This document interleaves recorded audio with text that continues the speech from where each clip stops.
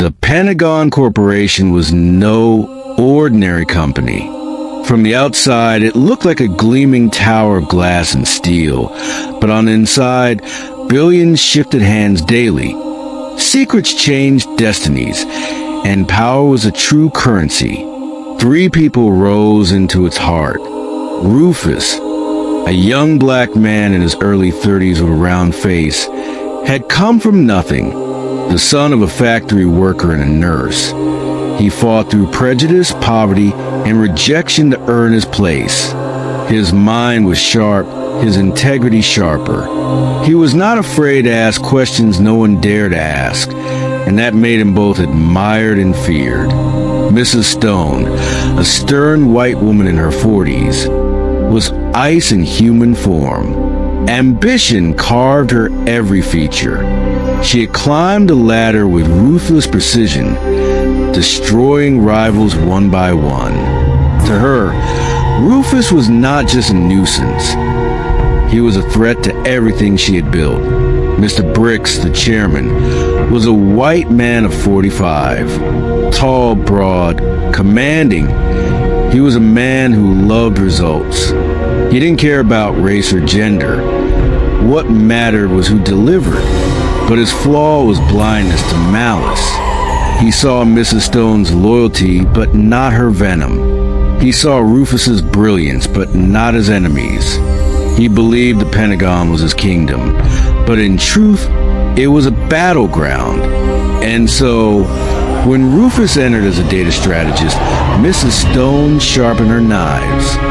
She would destroy him, not once, not twice, but until nothing of him remained. The first strike was subtle. A $1 billion discrepancy appeared in the quarterly report, neatly traced to Rufus's desk. His fingerprints, his passwords, his access. Mr. Bricks summoned him. "You better explain this," Bricks said, holding the papers like a judge with a verdict. Rufus's chest burned. He had checked every number twice. Then it struck him. He had always kept backups. He pulled out a small encrypted drive he carried, the kind most people dismissed as paranoia. He plugged it in and the truth unfolded. Every file Mrs. Stone had altered was time-stamped, her digital fingerprints buried beneath her arrogance. Silence filled the room. Bricks frowned at Mrs. Stone. Strange. Very strange. She smiled, but her eyes promised. "Next time, you won't be so lucky." The gala was glittering gold, champagne flutes clinking under chandeliers. Rufus mingled, still recovering from the sting of the accusation. Then Mrs. Stone appeared, draped in silver, smiling too sweetly. "You've impressed Bricks," she purred, slipping him a folder. "He wanted me to give you this contract personally. Just sign, it's urgent." Rufus flipped it open. Clauses bled with poison. Links to offshore fraud, illegal kickbacks, his signature the noose. Stone's eyes never blinked. Around them, the music swelled, cameras flashed. If he signed now, his ruin would be instant. Rufus closed the folder calmly. "I don't sign in public. I'll read it in my office tomorrow." Her jaw tightened. Tomorrow meant exposure. That night, the contract disappeared from the records like it had never existed. But Rufus had seen enough. The trap had teeth, but it hadn't bitten. It was nearly midnight when the message came. "Urgent meeting, 27th floor." Rufus stepped into the elevator alone. Halfway up, the lights flickered. Then, snap, the cable screamed. The elevator plummeted. Rufus's body lifted from the floor, his heart slamming against his ribs. This was it. But in the final instant, the box jolted, brakes catching. Dust rained down. Silence. A voice called from the shaft above. It was the building's technician.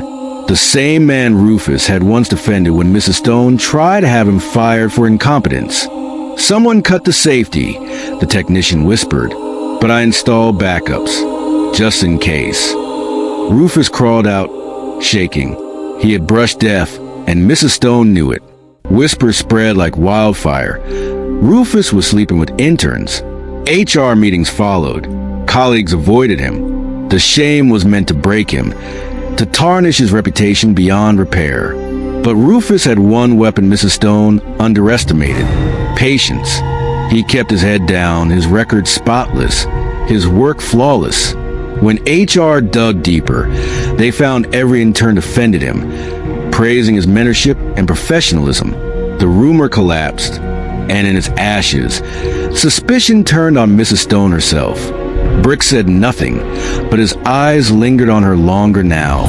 One rainy night, the rain fell in sheets as Rufus walked home, briefcase heavy with confidential files. The black car came from nowhere, tires hissing. Two masked men jumped out. Knives flashed under the streetlight. Rufus ran. A blade caught his arm, hot blood spilling. He stumbled, cornered against a wall. The knife rose, then blue light. A siren. A patrol car swung into the alley, headlights flooding the scene. The attackers bolted, vanishing into the night. The car they abandoned was traced later to a shell company, one only Mrs. Stone had ties to. Rufus stitched his arm that night, alone, trembling. He understood now. She no longer wanted his failure. She wanted his body cold in the ground. The next morning, Mrs. Stone brushed past him in the corridor. Her perfume was sharp, her voice colder. "Careful, Rufus," she murmured, almost kindly. "Not everyone escapes twice, or 5 times." Her heels clicked away, each step like a countdown. Rufus watched her vanish into Brix's office, a folder in her hand. He didn't know it yet, but inside that folder was the blueprint of her 6th trap. A trap worse than all the others. A trap that would not just threaten his career or his life, but his very soul. The Pentagon Corporation glittered by day, but beneath its shine lurked shadows. Shadows Rufus knew all too well. 5 times Mrs. Stone had struck. 5 times he had slipped from her noose. But Rufus understood something now. The longer he survived, the more dangerous she would become. And Mrs. Stone was far from finished. The invitation came from Mr. Brix himself. "You'll represent us at the Global Data Summit," Brix said, pride warming his voice. "This is your chance, Rufus. Don't disappoint me." Rufus felt a flicker of hope. Perhaps Brix was beginning to trust him. Perhaps survival meant more than endurance. It meant recognition. But Mrs. Stone was already ahead. The night before the summit, Rufus rehearsed his presentation, a masterstroke of strategy and analytics that could secure billion-dollar partnerships. He left his slides stored in the company system, believing for once that he was safe. At the summit, lights dimmed. The screen flared to life. Rufus turned and froze. The slides weren't his. They were fabricated charts, false data, numbers so blatantly wrong that any expert in the room could shred him in minutes. Laughter bubbled from the back rows. Mrs. Stone sat among the executives, expressionless, hands folded in mock serenity. Rufus's palms sweated. His career dangled by a thread. Then, in a flash, instinct saved him. He stepped away from the podium. "I apologize," he said, voice steady despite the fire in his chest. "It seems there's been a technical error, but I don't need slides to tell the truth." For the next 40 minutes, Rufus spoke from memory, weaving figures and trends with precision so sharp the audience leaned forward in awe. By the time he finished, applause shook the hall. Reporters swarmed him. His name trended worldwide. Mr. Brix clasped his shoulder afterward. "Well done, son. That was brilliance under fire." Behind them, Mrs. Stone's smile finally cracked. Humiliation had failed. Now Mrs. Stone aimed for erasure. One Monday morning, Rufus logged in to find his projects gone. Entire months of research deleted. His files corrupted, his backups infected. It was as if he had never existed at the Pentagon. Mrs. Stone passed by his desk, dropping a mocking whisper. "Such a shame. Even the best fall to human error." Panic clawed Rufus's throat. Without evidence of his work, he was nothing. An empty chair, a liability.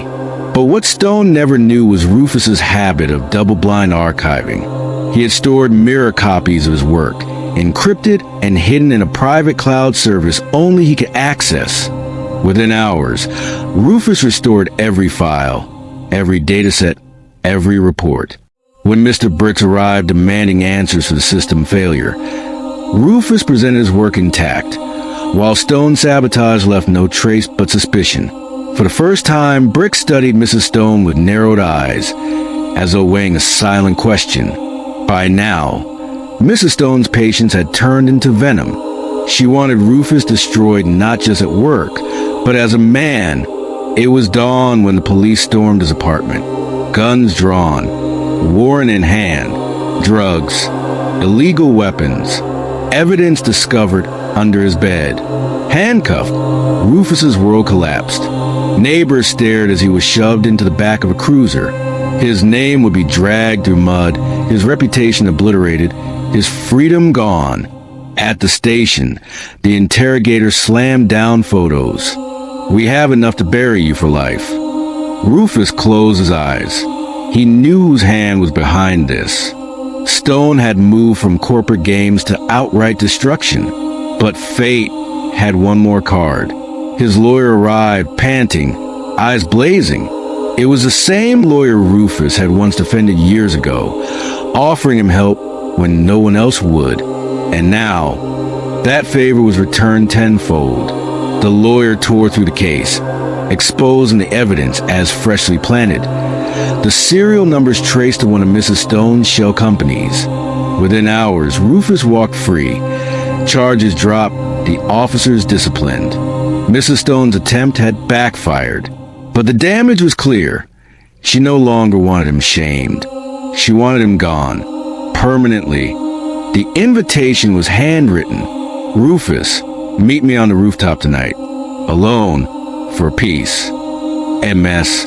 He almost burned the note, but something in him stirred. Perhaps it was pride, perhaps exhaustion, or perhaps he simply wanted the war to end. That night, the city glittered below like a field of diamonds. Rufus stood on the rooftop, the cold wind biting. Mrs. Stone emerged from the shadows, dressed in black. In her hand was not a folder, not a file, but a gun. "You should have stayed in your place, Rufus," she said softly. Her voice was steady, almost tender, but her eyes were madness. "You were never meant to stand beside us. Men like you are meant to be crushed underfoot." Rufus raised his hand slowly.